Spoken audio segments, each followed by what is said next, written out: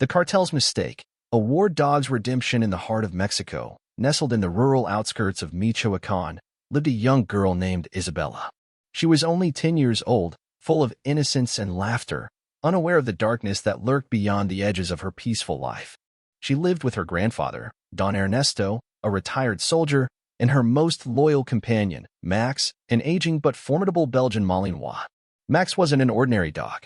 He was a retired war dog, once part of an elite U.S. military K-9 unit.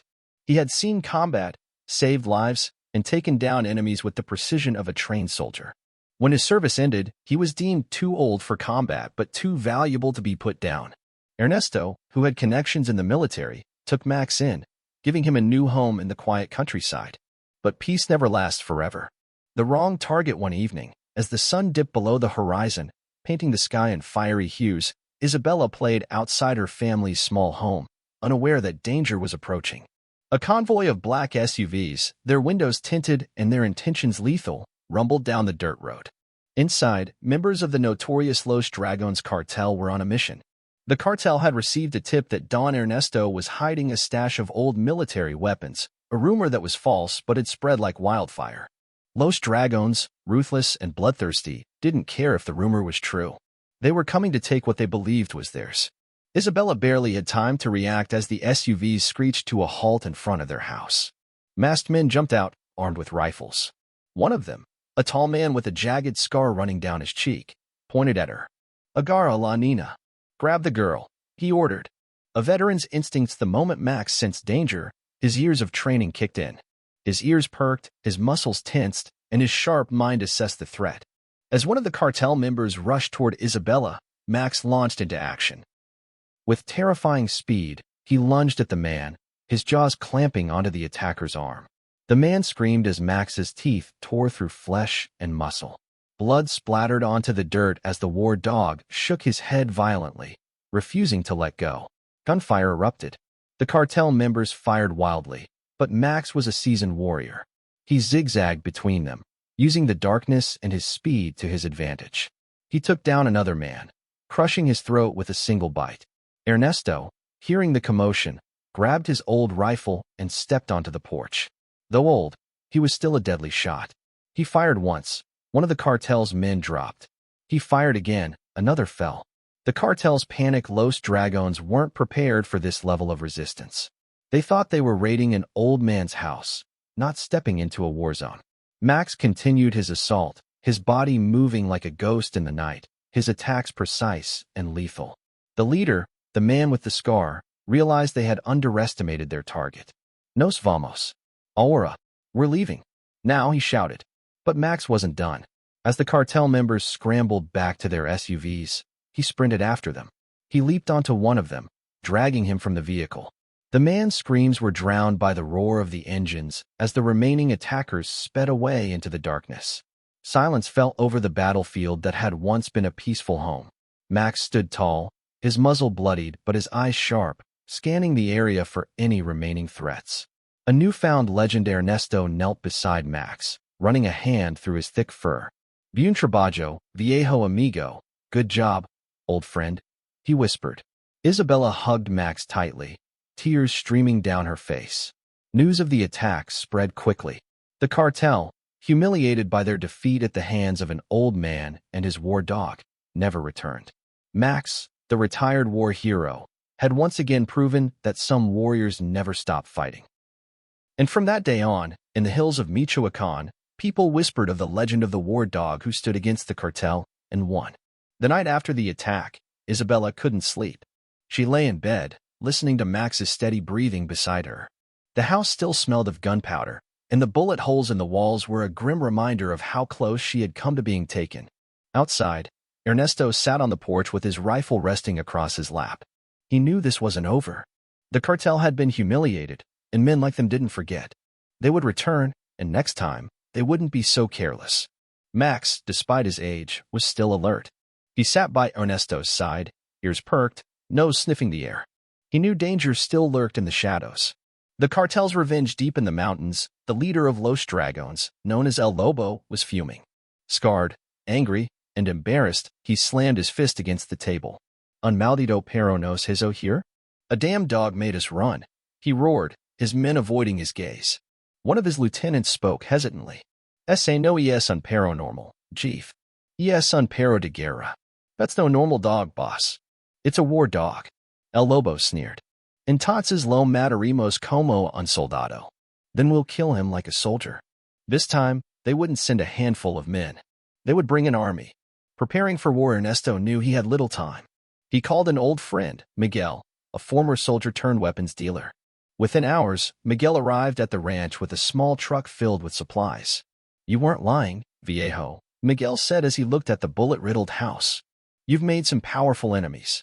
Ernesto nodded. They'll be back. I need to be ready. Miguel handed him a crate of ammunition, a few extra rifles, and something special, a Kevlar vest designed for military dogs. Max stood still as Ernesto strapped the vest onto him. This time, you'll have some protection, amigo. Isabella watched nervously as her grandfather and Miguel fortified the house. She could feel the tension in the air, and even though she was young, she knew something bad was coming. The battle begins at midnight. The cartel returned. This time, a convoy of 6 vehicles roared down the dirt road, headlights piercing the darkness. More than 20 men, heavily armed and ready for war, spilled out of the trucks. Inside the house, Ernesto took a deep breath. This is it. Max growled low, his body tense, ready for action. The first gunshot shattered the silence. A bullet struck the house, splintering wood. The cartel opened fire, their rifles lighting up the night. Ernesto and Miguel returned fire from the windows, taking down 2 men instantly. But the cartel had numbers on their side. They advanced quickly, surrounding the house. Max unleashed then, like a ghost in the night, Max moved. He slipped through the back door, circling around the attackers. His training took over, silent, swift, lethal. The first cartel gunman never saw him coming. Max lunged, biting down on his throat, silencing him before he could scream. The others noticed too late. By the time they turned their guns, Max was already attacking the next man, ripping through his arm, disarming him. Gunshots rang out, but Max was too fast. He weaved through the chaos, a shadow of death. Isabella's bravery inside the house. Isabella huddled under the table, hands clenched. She heard her grandfather fighting, the gunfire deafening. Then she saw something, a grenade rolling across the floor. Her heart stopped. Without thinking, she grabbed it and ran outside, throwing it toward the cartel before it could detonate inside the house. The explosion rocked the ground, sending cartel members flying. El Lobo, furious, saw Isabella. He raised his pistol. Max saw him first. With a final burst of speed, Max lunged at El Lobo, his jaws clamping down on the man's hand. The gun fired, but the shot went wild. Max dragged him down, biting and tearing. El Lobo screamed. Ernesto took his shot. 1 bullet to the head. The leader of Los Dragones was dead. The aftermath, the remaining cartel members, seeing their leader killed and their men slaughtered by a single dog, turned and ran. They had underestimated their enemy for the last time. As the sun rose over the battlefield, the ranch stood victorious.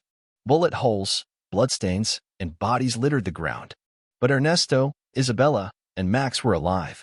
Max, despite his wounds, stood strong, his chest rising and falling with exhaustion. Isabella wrapped her arms around him, crying into his fur. You saved us, she whispered. The legend of Max, the war dog who took on the cartel, would spread across Mexico. And the cartel, once powerful and feared, would never dare return to the little girl's home again. Because some warriors never stopped fighting. The sun rose slowly over the battlefield that had once been a peaceful home. Smoke lingered in the air, mingling with the scent of blood and gunpowder. The bodies of Los Dragones cartel members lay scattered across the ground, a testament to the war that had raged through the night. Isabella knelt beside Max, her small hands pressed against his thick fur. He was breathing heavily, his body covered in scratches and bruises. Blood stained his muzzle, some his own, most belonging to the men he had taken down. Ernesto stood over El Lobo's lifeless body, rifle still in hand. The infamous cartel leader, once feared throughout Michoacán, had fallen not by an army or police force, but by the combined might of an old soldier, a brave little girl, and a retired war dog. Miguel, wiping blood from his forehead, let out a heavy sigh. We did it, viejo, he muttered. Ernesto nodded but didn't lower his weapon. He scanned the horizon. They'll send someone to check what happened, he said. Cartels don't just let things go. Miguel frowned. Then what do we do? A difficult choice inside the house. Isabella was crying softly into Max's fur.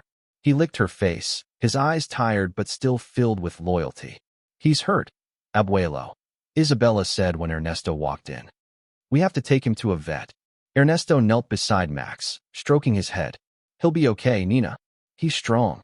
Isabella looked up at her grandfather, eyes full of determination. We can't stay here, can we?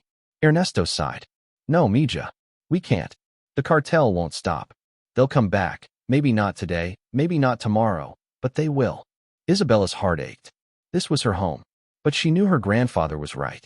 Miguel leaned against the doorframe. I have a place, he said. Up north, near the border. It's quiet, safe. You can disappear there. Ernesto nodded. Then we leave at sundown. Saying goodbye as the sun dipped below the horizon, they packed only what they needed.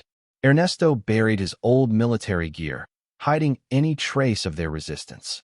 He burned the cartel's bodies, ensuring no evidence was left behind. Before leaving, Isabella stood in front of her house one last time. She looked at the old walls, the trees where she used to play, the dirt road where her mother once carried her on her back. Tears welled in her eyes, but Max nudged her hand, reminding her she wasn't alone. She wiped her face and whispered, "Let's go, Max." With one last glance at their home, they climbed into Miguel's truck and disappeared into the night. The legend lives on months past. The name of Don Ernesto and his war dog faded into whispers, then into myth. No cartel dared return to that little ranch in Michoacan. Some said the ghost of a war dog still roamed the hills, watching, waiting. Others claimed the spirits of the fallen cartel members haunted the land, cursed for their arrogance. But one thing was certain, Los Dragons were never the same again. And somewhere, far away from the violence, a little girl slept peacefully at night, knowing that her best friend, her hero, was always by her side. Because some warriors never stop fighting.